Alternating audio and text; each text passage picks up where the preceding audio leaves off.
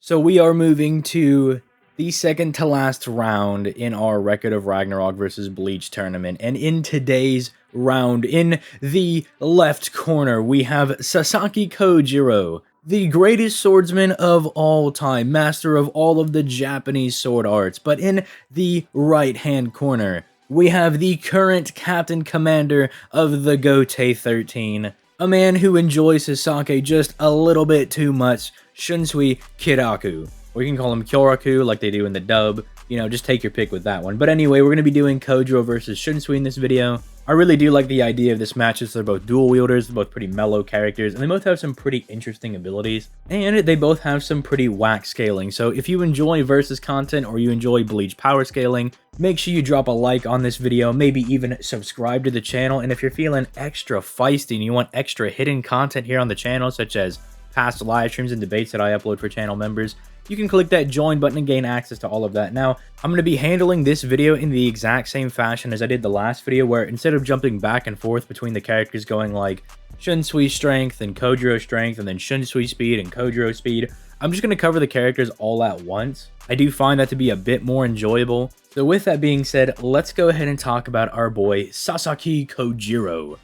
Now, if you've seen Record of Ragnarok, you know why Kojiro is a big deal, even more so if you've read the manga. Because while you could call Adam the final trump card for humanity, you could actually even say the same thing for Kojiro over here. Because Kojiro's introduction and his battle with Poseidon is the most wild and whack thing in the series, in my opinion, so far. Because in his introduction, we already learned that he's the strongest swordsman in all of human history. Meaning that no matter what Okita does, I mean, Okita is probably going to be crazy when he fights, it's not going to be as impressive as whatever Kojiro can do. But the crazier bit comes right after that, when Kojiro taps the water and he actually calms the raging seas. Musashi calls it a form of enlightenment, and this could actually be insanely OP.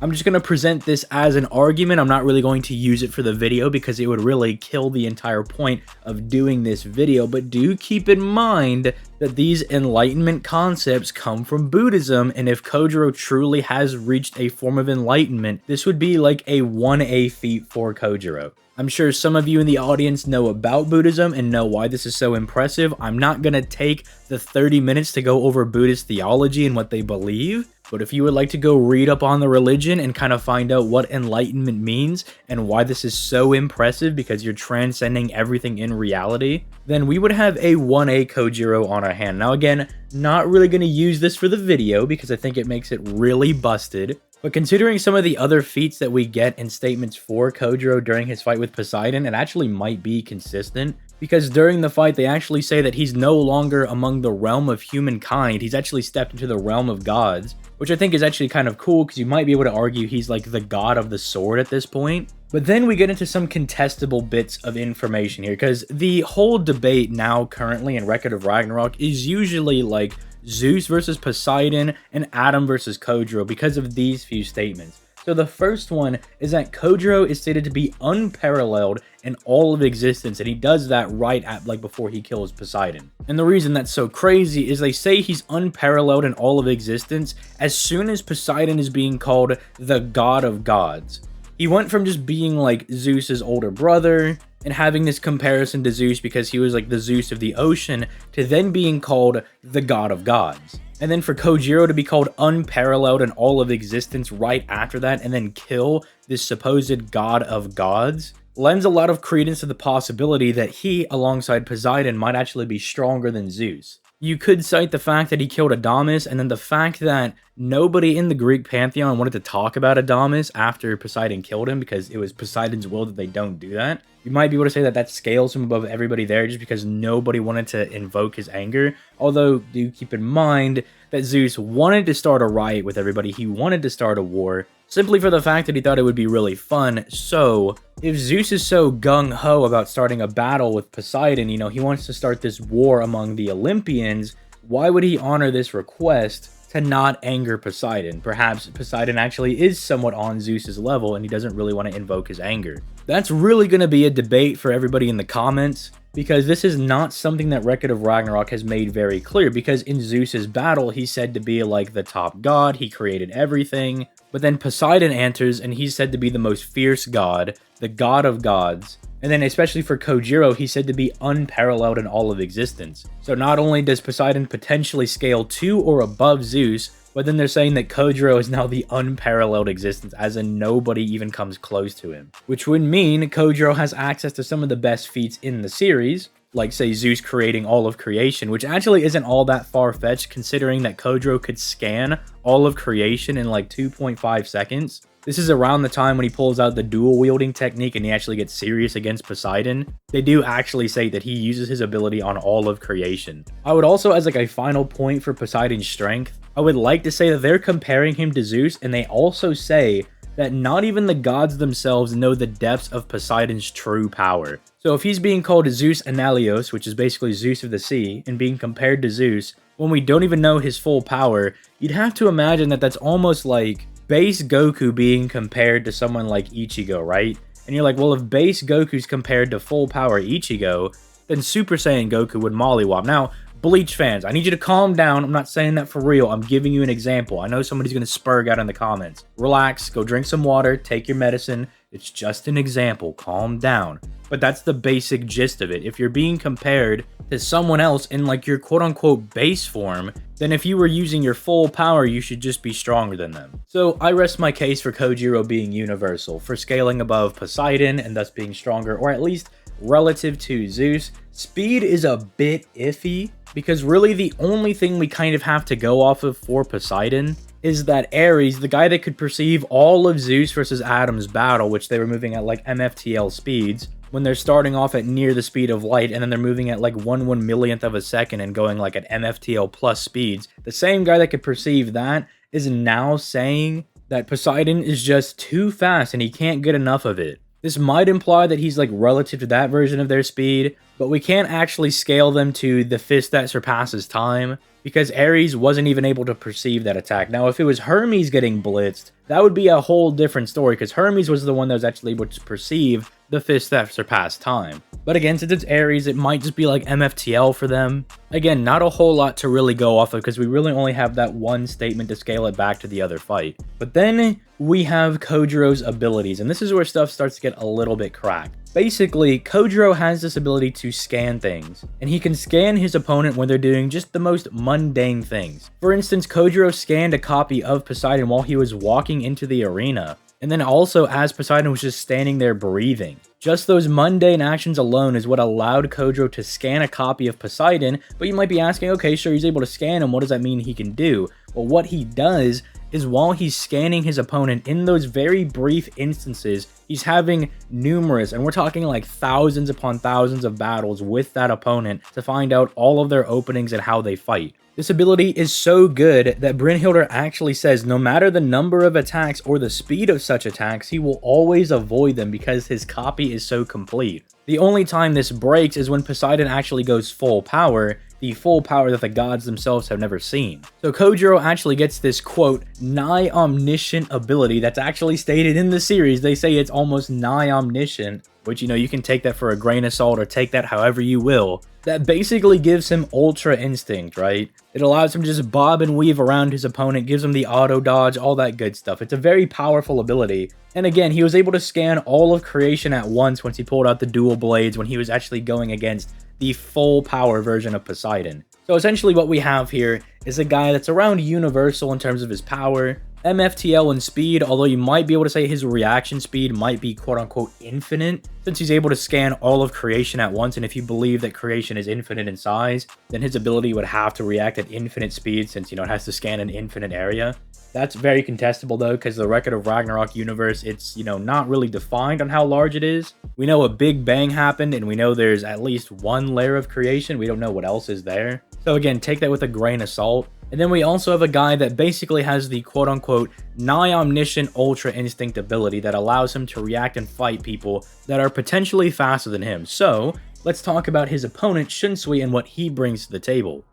Shunsui always seems to have some pretty decent feats and showings depending on whatever arc he's in. So like if we're in the Soul Society arc, he's out here scrapping with Yamamoto. And not saying that he scales directly to Yamamoto, but he scales closely enough that he can actually fight Yamamoto for an extended period of time without dying. I mean, he's not shown with any visible injuries on him after fighting Yamamoto for, God knows how long.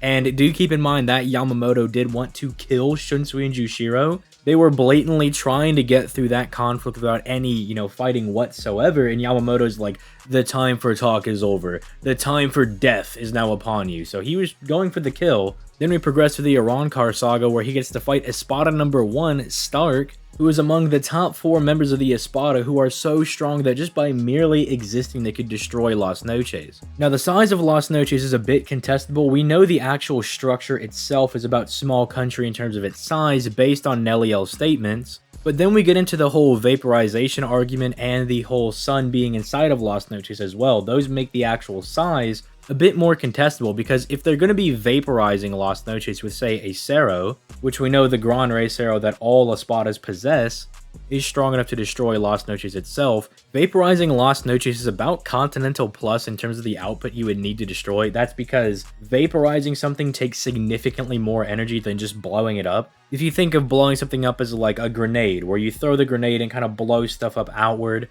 versus I shoot a laser beam at something and not even the ash remains for whatever I hit. You need a significant increase in the amount of energy to do that. But then it gets even better if you consider that there is a sun inside of Las Noches, and it's blatantly said to be a sun. So we know there's a small star inside of Las Noches. The question is, when they say they're going to destroy Las Noches, do they mean they're just destroying the structure, which again is like small country to continental, or do they mean they're destroying all of the space inside of Las Noches, kind of like a hyperbolic time chamber type deal, where you have this nigh infinite space inside of a very small structure? Are they destroying the space or just the structure? That becomes the main point of contention, because then at that point, you'd be able to scale most of the Espada to solar system level, which you might be questioning, why solar system when there's just a star? Well, keep in mind that you not only have to contain the star, but all of the space required to not have that star vaporize everything close to it, because I don't know if you guys remember, stars are pretty hot. That's why you'll see in Versus debating that people tend to scale areas that have stars to being solar system if not higher, because you have to contain the area around that star, unless it's a place that looks like Mercury that's just absolutely decimated. And sure, Las Noches is a desert, but it is not like hot, blatant, charred magma like someplace like Mercury would be. But again, that's only for Fate Karakura Town Shunsui. It actually does get a bit better in the 1000-Year Blood War. See, he's able to fight post-Ashwall and Lille, and for all intents and purposes, he basically beat that Lille by himself. He even had the God Paddle that was enough to bring down Lille, but he just needed Nanao to actually hold the handle. And in fact, Shunsui actually holds the paddle with her. He assists her in swinging the God Paddle. The reason this is so impressive is that the Schutzstaffel is actually said to be Yuha's strongest soldiers, meaning they would scale above somebody like Gremmy, who can casually create multi-galactic sized pocket dimensions. But even if you don't buy that, there's also the idea that Kenpachi is stronger than Gremmy's imagination, so he's like multi-galaxy in terms of his power, and yet other characters are still able to damage him, like say Candace and the other Sternritter girls. And even though he's weakened, it'd be impossible to prove that he is like thousands to millions to billions of times weaker. Meaning, if anything, they're all probably more relative than we thought. Meaning you either scale the Schutzstaffel above characters like Gremmy, or all of the Quincy's are just more relative anyway, so it doesn't really matter. Then speed is where things are going to get a bit contentious, because Shunsui actually has a pretty decent calc that puts him at about 75 to 800 times the speed of light. It's based on his confrontation with Stark where he's dodging all the Ceros. But that's not what people are interested in. People are interested in the irrelevant speed argument with Lille, because Lille says that his bullets of the X-axis have no concept of dodging in them, and yet Shunsui is able to dodge them. Now this means one of two things. Either A, Lille's pulling some cap and he doesn't know what he's talking about, or B, his bullets do truly transcend the concept of dodging, and Shunsui's just that fast and he can dodge them. That would mean Shunsui potentially has like high-end immeasurable to irrelevant speed, since the concept of dodging would at least include the concepts of like speed and time, since I mean you would need those to calculate somebody dodging. The reason it would potentially be irrelevant speed is because you could argue it includes space as well, and therefore it would be like some high 1A anti-dodging technique that Shunsui was able to dodge. So I'll let you guys argue that in the comments down below. You know, we can say that Shunsui's like a couple hundred times the speed of light, or he's got 1A speed. You know, you pick your poison on that one. But then there's finally Shunsui's abilities, which You should all know and love by this point. His Shikai turns children's games into reality. Probably the most potent one is the Shadow game. It's the one he uses most often. It allows him to duck and dodge into the shadows and attack people from shadows as well. Then he's got stuff like Bashugama that gives him like wind manipulation. There's the color game that, depending on the color that you're wearing and how detrimental it is to you, you can actually do more damage to your opponent. Do keep in mind, the damage you do is massive because Stark is stronger than Shunsui. Resurrected Stark was going to push Shunsui to use his Bankai, but this game is so potent that Shunsui one-shot resurrected Stark. So keep in mind, this is not just like, oh, it's some little children game. This is like, you could potentially kill somebody that's a good deal stronger than you are. I mean, you could even try to quantify and say that you could kill somebody 10 times stronger than you. If Shikai Shunsui was going to be pushed to use his Bankai against Stark, and you think the Bankai would have evened the playing field, then at the very least, he's killing somebody 10 times stronger than himself. So it's a very crazy technique, but it doesn't stop just there. We have his Bankai, which enacts a little play. It inflicts shared damage with his opponent, although he cannot kill his opponent with this shared damage, so he can't just like double suicide with it. But it should make a lot of opponents very apprehensive about attacking Shunsui because, you know, if they cut Shunsui, they take that damage themselves. He then inflicts them with an incurable plague, which just seems to be passive. We don't actually know how that infects his opponent. They just become infected with it just by being in the area. But then to throw more salt on the wound, he drowns them in Dangyo's Abyss, which drains them of all of their spiritual energy, and in that weakened state, he then takes a little thread, wraps it around their head, decapitates them, and then blows up their head. So not only will most people die without their head, if you have some form of regeneration that's usually tied to your head, he blows up your head for good measure. Needless to say, it's a pretty good Bankai. So with that being said, let's discuss who would win between these two.